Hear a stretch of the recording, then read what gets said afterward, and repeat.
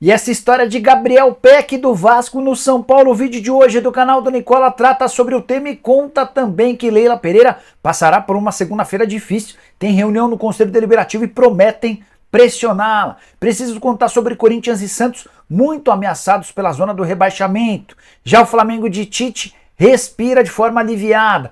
Tudo sobre o Clássico Mineiro, vitória do Cruzeiro contra o Galo, as últimas do mercado, bastidores, finanças e muito mais. Tudo isso a partir de agora, não sei antes me apresentar, me chamo Jorge Nicola, jornalista esportivo, dono desse canal com 1.300.000 pessoas inscritas, blogueiro no R7 e comentarista na Rádio 98. A ideia por aqui é deixar você por dentro de tudo que tá rolando com o seu clube do coração, sem perder tempo. Deixa eu só pedir para você deixar like, se inscrever no canal. Combinado? Bora falar também que todo esse conteúdo é um oferecimento de Aposta Ganha, velha parceira do canal do Nicola. Tô colocando jogos dessa segunda-feira na tela sim. Teremos partidas nessa segunda para você fazer sua fezinha. Tottenham e Fulham, jogo do campeonato inglês, vou de vitória do Tottenham. Fiorentina e Empoli, já no campeonato italiano, vou de Fiorentina.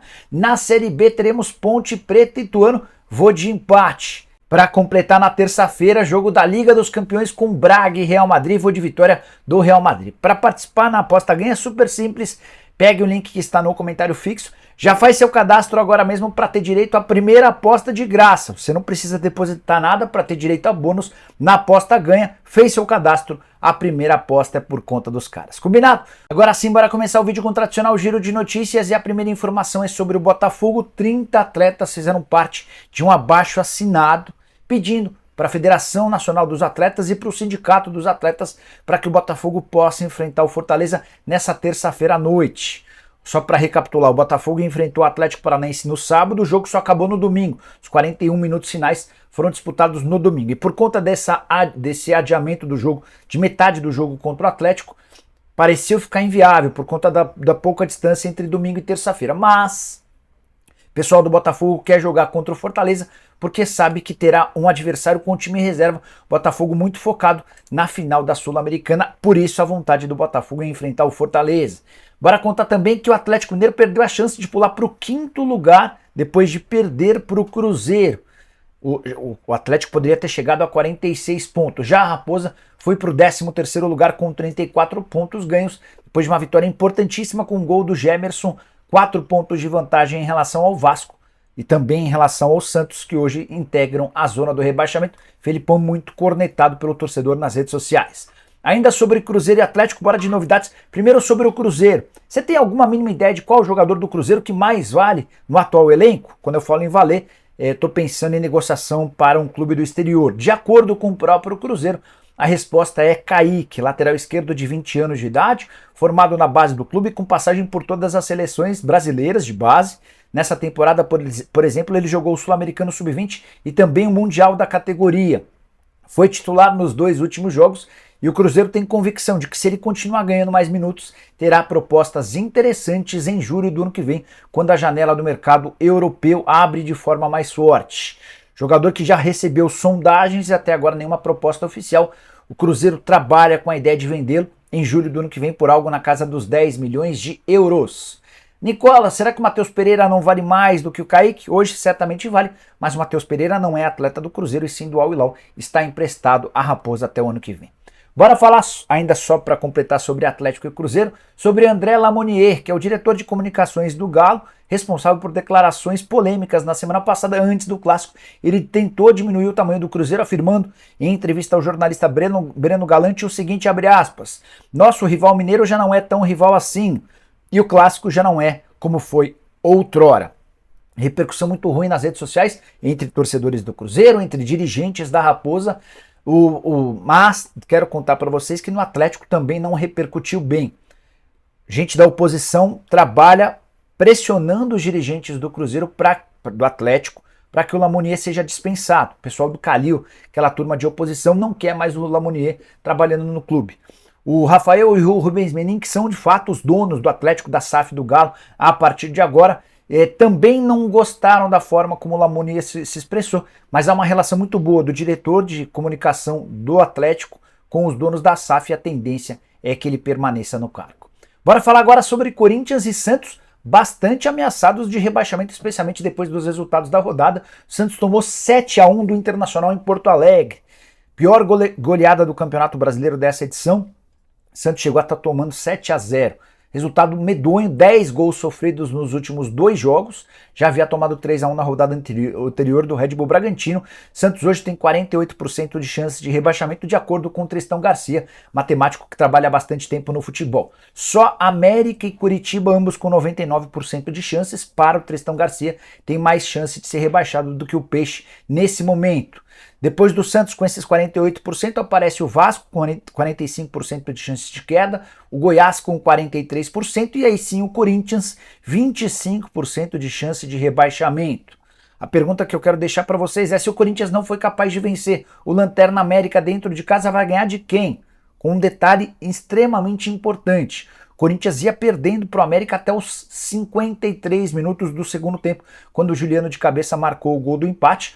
O América foi melhor do que o Corinthians durante a maior parte do jogo. Tô para te dizer que nem sei se merecia esse empate o Corinthians. Timão com 25% de chances de rebaixamento, Cruzeiro tem 16%, o Bahia 10% e o Internacional com 9%, São Paulo e Cuiabá bem distantes do Z4, hoje com 3% de chances para cada um. Antes de mudar de assunto, só contar que torcedores do Corinthians que foram à Neoquímica Arena cantaram depois do jogo o seguinte: ei, você aí, acabo com a sua vida se o Coringão cair. Só para vocês entenderem o clima, nada amistoso. Corinthians que pega o Cuiabá fora de casa e depois recebe o Santos na Neoquímica Arena. Bora falar agora sobre a segunda-feira pesada para Leila Pereira. Apesar da vitória por 2-0 contra o Curitiba, Leila vai passar por um momento de apreensão e tensão na noite dessa segunda, quando está marcada a reunião do Conselho Deliberativo.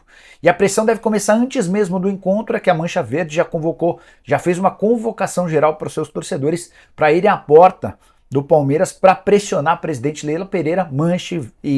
Mancha e Leila estão em lados opostos já há bastante tempo, mas o clima se tornou ainda pior depois do último dia 12, na entrevista coletiva em que a Leila Pereira disse que a Mancha não acrescenta nada e que é caso de polícia.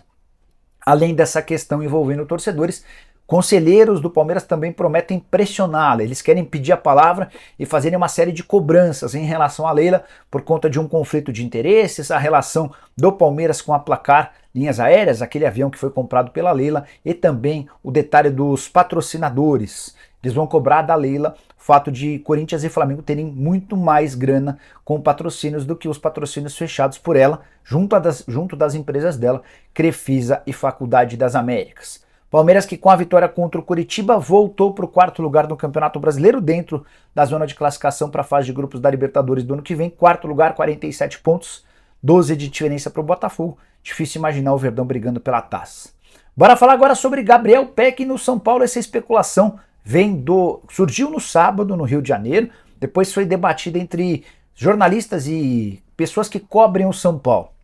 E aí eu queria repercutir a informação do Rafael Ribeiro, também jornalista. Ele está contando que o São Paulo gostaria de contratar o Gabriel Pec em troca de uma dívida que o Vasco tem com o São Paulo. Essa dívida se refere à compra do Léo Pelé, zagueiro que se mudou para São Januário no início do ano. 16 milhões de reais é o valor total da operação. O Vasco tinha a obrigação de pagar, nesse primeiro ano, 800 mil dólares ou mais ou menos 4 milhões de reais. O problema é que já se vão 10 meses do ano e o Vasco não pagou absolutamente nada. O São Paulo já decidiu levar o caso para a Câmara Nacional de Resolução de Disputas, a CNRD, que intermedia possíveis acordos e cobranças entre clubes brasileiros.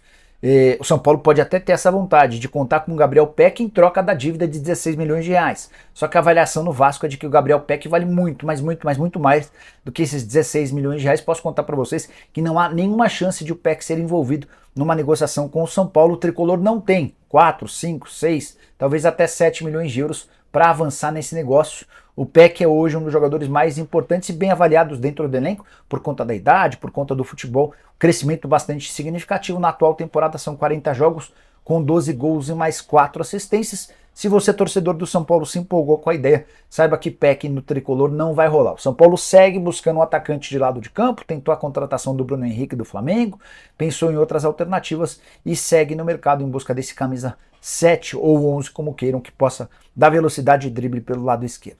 Bora fechar o vídeo para falar sobre o Flamengo de Tite, que vai muito bem, obrigado, depois de 2 partidas, 2 vitórias. Flamengo se organizando de trás para frente. Não tomou gols na vitória por 2-0 contra o Cruzeiro, não tomou gol na vitória por 1-0 contra o Vasco, jogo disputado nesse domingo no Maracanã. É importante contar que com a vitória, ou as duas vitórias, o Flamengo já pulou para o terceiro lugar, 50 pontos conquistados, 2 atrás do Red Bull Bragantino e 9 atrás do Botafogo. Vai precisar torcer para que o Botafogo continue tropeçando, para que o Flamengo possa ter a chance de brigar pelo título do Campeonato Brasileiro.